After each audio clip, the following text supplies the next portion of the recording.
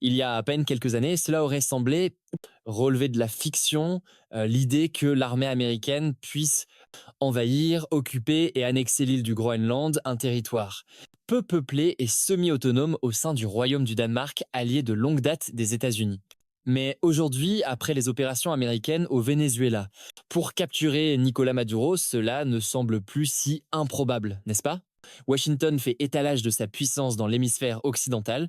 La nouvelle doctrine d'Onro appelle à la domination sur toutes les Amériques et les officiels de l'administration Trump discutent ouvertement de prendre le Groenland par la force, bien que le secrétaire d'État Marco Rubio ait cherché à minimiser ces menaces, affirmant que les États-Unis se concentrent plutôt sur l'achat de l'île. Le fait est que Copenhague et Nuuk déclarent toutes deux qu'elle n'est pas à vendre, ce qui suscite des inquiétudes sur ce qui va suivre. Donc le moment semble opportun pour nous plonger dans ces menaces et tenter de comprendre ce qu'elles signifient vraiment. Sont-elles crédibles? Ne sont-elles que des tactiques de pression?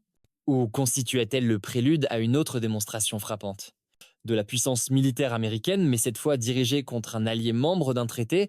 Tout ce qui brille n'est pas or.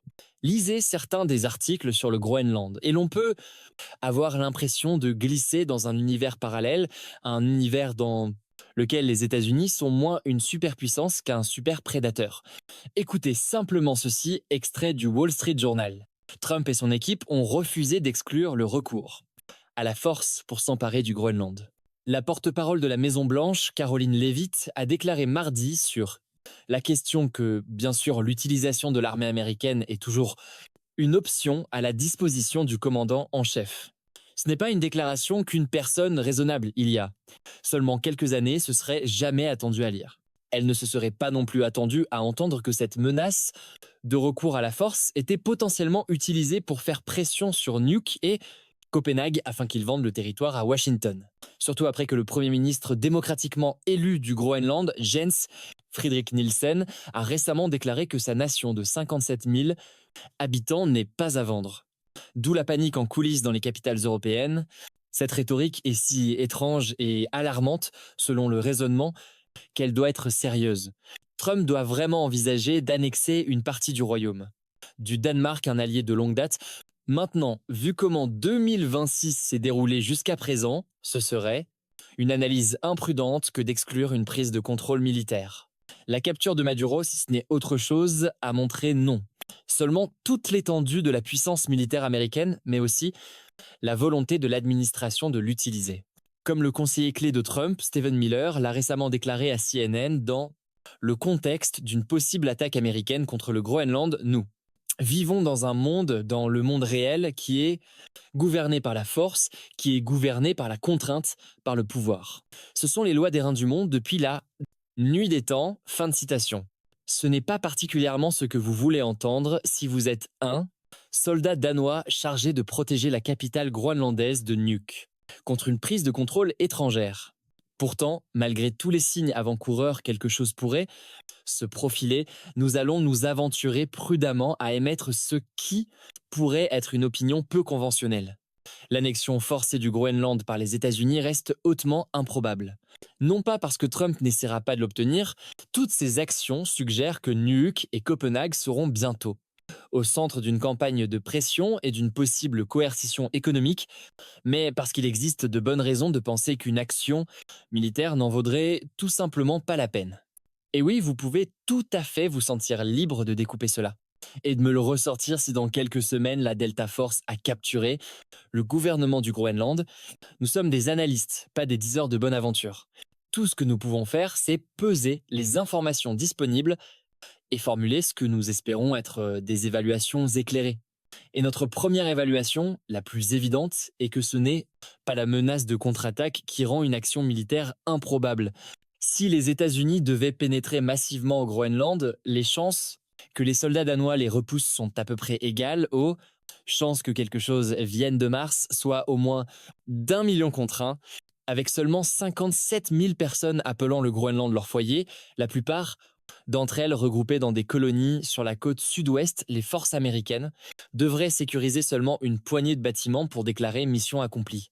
Politico a plaisanté à moitié en disant que cela leur prendrait, citation, peut être une demi-heure. Mais la réalité ne serait probablement pas beaucoup plus longue. Alors que l'ensemble de l'opération pour capturer Maduro a pris moins de temps que l'édition étendue du Retour du roi renversée. Le gouvernement groenlandais et sécuriser l'île pourrait être terminé en le temps qu'il faut pour regarder 3 épisodes de War France. Et pas les longues. Mais se concentrer uniquement sur l'aspect militaire des choses, c'est oublier que les événements ne se produisent pas dans le vide, déconnectés du monde au sens large. Et c'est ici que nous obtenons nos raisons de croire prudemment qu'une invasion est peu susceptible de se produire. Les conditions du monde réel ne sont tout simplement pas réunies. Au moment où Maduro a été exfiltré de Caracas par la Delta Force, il était un autocrate largement méprisé qui avait volé une élection de manière flagrante, présidé à l'un des pires effondrements économiques de l'histoire moderne et cultivé des liens avec des cartels, de la drogue et des groupes de guérilla transfrontaliers violents comme l'ELN colombien.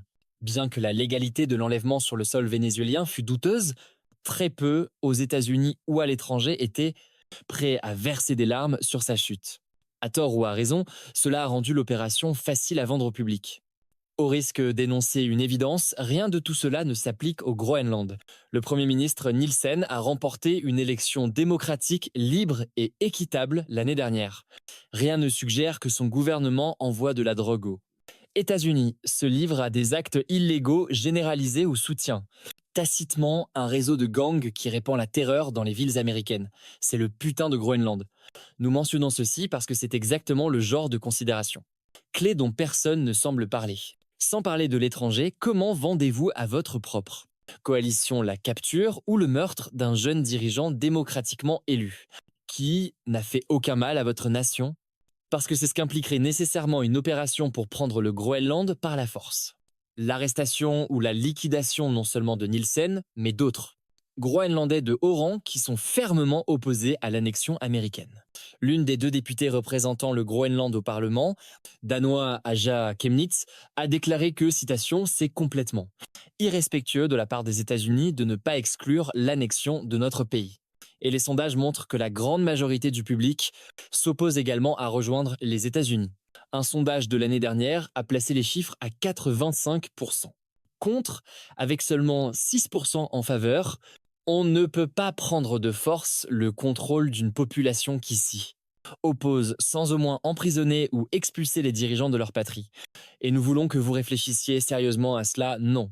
Pas dans l'abstrait, je veux dire, c'est une expérience de pensée amusante, mais dans le sens de ce que vous ressentiriez vraiment, honnêtement, en regardant les forces américaines arrêter ou même tuer des officiels groenlandais dont le seul crime est de résister à une prise de contrôle violente de leur patrie. D'essayer d'imaginer ce qui se passerait vraiment si Jens Fredrik Nielsen était traîné à la manière de Maduro devant un tribunal à New York ou simplement abattu par des soldats américains. C'est la différence clé entre le Groenland et les récentes actions américaines au Venezuela contre des bateaux suspects de trafic de drogue dans les Caraïbes ou l'Iran. Les exilés vénézuéliens du sud de la Floride ont littéralement dansé dans les rues lorsque Maduro a été capturé. Il est difficile d'imaginer quiconque applaudir alors que des forces spéciales prenaient d'assaut le Parlement à Nuuk. Maintenant, vous pourriez raisonnablement demander pourquoi cela devrait avoir de l'importance. Après tout, l'administration Trump a bombardé l'Iran malgré les objections de sa propre base et fait régulièrement des choses comme démolir l'aile et de la Maison-Blanche qui obtiennent de mauvais résultats dans les sondages auprès du public. Mais quelque chose nous dit que l'invasion et l'annexion d'une démocratie inoffensive seraient d'un tout autre ordre. Shashank Joshi, chercheur invité en études de guerre au King's College de Londres, a spéculé sur X qu'un tel ordre pourrait déclencher une crise au sein de l'armée américaine. Citation, l'un des éléments qui va à l'encontre d'un effort américain pour s'emparer du Groenland par la force et que je crois que c'est l'une des rares questions où vous verrez de sérieuses protestations et démissions de haut niveau au sein des forces armées américaines. Fin de citation. C'est aussi l'une des rares questions qui pourrait déclencher un contre-coup sérieux au sein du propre parti de Trump. Déjà, à un moment où l'annexion n'est que théorique, 8 sénateurs républicains se sont publiquement opposés aux menaces du président, Alan de Lisa Murkowski d'Alaska, à Tom Tillis de Caroline du Nord et Paul Rand du Kentucky. Si une action militaire unilatérale était vraiment entreprise, on pourrait s'attendre à ce que d'autres les rejoignent. Le sénateur Paul a récemment déclaré au Washington Post que, citation, il n'avait connaissance d'aucun républicain du Sénat qui soutienne une action militaire contre le territoire. Cela ne devrait pas être une surprise. Après tout, le Congrès vient d'adopter la loi d'autorisation de la défense nationale pour 2026, qui a été considérée comme un soutien à l'OTAN, un soutien à l'Europe, une réprimande à l'administration. Et rien ne ferait exploser l'OTAN et ne séparerait définitivement les docks sédantres et Vicombalavoie, États-Unis de l'Europe, tout comme une agression militaire contre le Groenland. Comme la première ministre danoise Mette Frederiksen l'a déclaré aux journalistes lundi dernier, si les États-Unis décident d'attaquer un autre pays de l'OTAN, alors tout s'arrêterait. Cela inclut l'OTAN et donc la sécurité post-Seconde Guerre mondiale. Fin de citation. Cela semble encore plus plausible lorsque vous vous souvenez que les États-Unis devraient probablement tuer des Européens pour prendre le territoire, bien que le Danemark ait jusqu'à présent refusé les offres de la France d'envoyer des soldats au Groenland dans le cadre d'un dispositif de dissuasion destiné à décourager une invasion. Il y a encore des troupes danoises sur le territoire. Le Danemark, rappelez-vous, faisait partie de la coalition qui a envoyé ses fils mourir en Afghanistan au service des intérêts américains. Comme l'écrit l'Atlantic Council, en Afghanistan, le Danemark s'est battu aux côtés des États-Unis dans les zones de mission les plus difficiles et a subi le plus de pertes par rapport à sa population parmi tous, les alliés de l'OTAN, à part les États-Unis. Maintenant, encore une fois, nous vous demandons instamment de penser à cela comme si c'était une chose réelle qui se produisait réellement. Est-ce que l'armée américaine et les législateurs américains seraient vraiment détendus en sachant que des troupes d'un allié fidèle des États-Unis ont été tuées par les forces américaines, non pas dans le but de protéger l'Amérique ou de défendre la démocratie, mais dans le but de conquête impériale? Nous mentionnons la protection de l'Amérique parce que c'est actuellement l'une des justifications de l'administration pour acquérir le Groenland, que le Danemark a tellement négligé la défense du territoire au fil des décennies qu'il est maintenant. Une proie facile pour la Chine ou la Russie, et le deviendra encore plus à mesure que l'Arctique se réchauffe et que de nouvelles voies maritimes s'ouvrent, donc l'annexer est par conséquent le seul moyen de protéger le territoire américain. Comme Trump lui-même l'a déclaré aux journalistes dimanche dernier, nous avons besoin du Groenland. Du point de vue de la sécurité nationale, maintenant, il est vrai que l'investissement militaire au Groenland a été inadéquat, mais cela n'est pas uniquement dû à Copenhague. Comme le président du comité de défense du Danemark, Rasmus Jarlov, l'a récemment écrit sur X, les États-Unis ont déjà un accord de défense avec le Danemark qui leur donne un accès militaire exclusif et total au Groenland, mais ils ne l'utilisent pas. Ils ont réduit leur présence de 99%. Maintenant, apparemment, ils disent à leur base qu'ils ont besoin d'envahir et d'annexer le Groenland parce qu'ils ont besoin d'avoir une importante présence militaire. Fin de citation. Depuis la signature d'un traité en 1951, Washington détient pratiquement carte blanche pour construire des bases, héberger des troupes et lancer des avions depuis ou opérer des navires autour du Groenland. Pendant la guerre froide, plus de 10 000 soldats étaient stationnés. Là, bas sur 10 à 7 bases, ces chiffres sont maintenant tombés à 200 soldats dans une seule base, et ce n'est pas dû à Copenhague ou Nuuk. Maintenant, le traité n'offre pas tout à fait les mêmes avantages que si les États-Unis possédaient réellement le territoire, et ils seraient stupides de dire le contraire, mais c'est à peu près équivalent avec le traité mis à jour pour inclure Nuuk après que le Groenland ait obtenu de haut niveau d'autonomie vis à vis du Danemark, ne nécessitant guère plus que les États-Unis demandant poliment avant d'installer une nouvelle base. Comme l'analyste de défense danois Peter Ernst Ved Rasmussen l'a déclaré au New York Times, c'est une formule de courtoisie. Si les États-Unis voulaient agir sans demander, ils pourraient simplement informer le Danemark qu'ils construisent une base, un aérodrome ou un port. Fin de citation. C'est une situation similaire en ce qui concerne l'accès aux minéraux critiques du Groenland. Le Wall Street Journal note que, citation, les entreprises américaines ont déjà des droits miniers et autres droits économiques au Groenland, Nuuk, indiquant qu'il est ouvert à l'élargissement de ces droits encore davantage. C'est l'une des principales raisons pour lesquelles l'Europe est si mal à l'aise avec les commentaires d'annexion de Trump. Les États-Unis peuvent déjà agir à peu près comme ils le souhaitent au Groenland, et le Financial Times rapporte que Copenhague est heureux d'adoucir l'accord encore davantage, peut être même en déclarant les bases américaines sur l'île comme territoire souverain américain. Pourtant, de tels accords ont jusqu'à présent été rejetés ou ignorés, tout en même temps que Trump minimise les nouvelles dépenses de défense danoises sur le territoire qui se chiffre en milliards de dollars. La crainte en Europe est que cela signifie que la Maison Blanche ne sera satisfaite de rien d'autre que l'annexion. Mais cette logique fonctionne aussi dans l'autre sens. Les Européens ne sont pas les seuls à être conscients que les États-Unis n'ont rien à gagner matériellement en envahissant et en occupant l'île. Les membres américains du Congrès, les officiers militaires et, espérons-le, les membres du public peuvent également le voir. Et à notre avis, cela rend une action militaire moins probable et non plus probable. Donc, pour revenir au thème principal de cette vidéo, c'est une chose de déposer le dictateur détesté d'une nation profondément opposée à l'Amérique, une nation où l'influence chinoise et russe est réelle et tangible. C'en est une autre de renverser violemment le gouvernement démocratiquement élu d'un territoire supervisé par un allié lié par traité, tout en n'obtenant aucun avantage matériel en retour. Maintenant, nous voulons être clairs, nous ne disons pas que les États-Unis n'acquerront jamais le Groenland. Les temps changent. La population votante du Groenland est petite et l'union volontaire. Avec les États-Unis pourrait être quelque chose que les Groenlandais décident de vouloir à un moment donné dans le futur. Nous n'essayons pas non plus de dépeindre la relation du Groenland avec le Danemark comme tout chaleureuse, confortable et égale. Il y a des souvenirs amers de la domination directe depuis Copenhague. Les sondages montrent constamment qu'une grande majorité de Groenlandais veulent une éventuelle indépendance du royaume. Mais nous disons que tous les facteurs que nous avons mis en évidence jusqu'à présent rendent un recours américain à la force pour annexer. Le Groenland à la fois improbable et contre-productif, peut être même au point de provoquer une rupture permanente au sein de la coalition de Trump. Au lieu de cela, le résultat le plus probable semble être une campagne d'influence.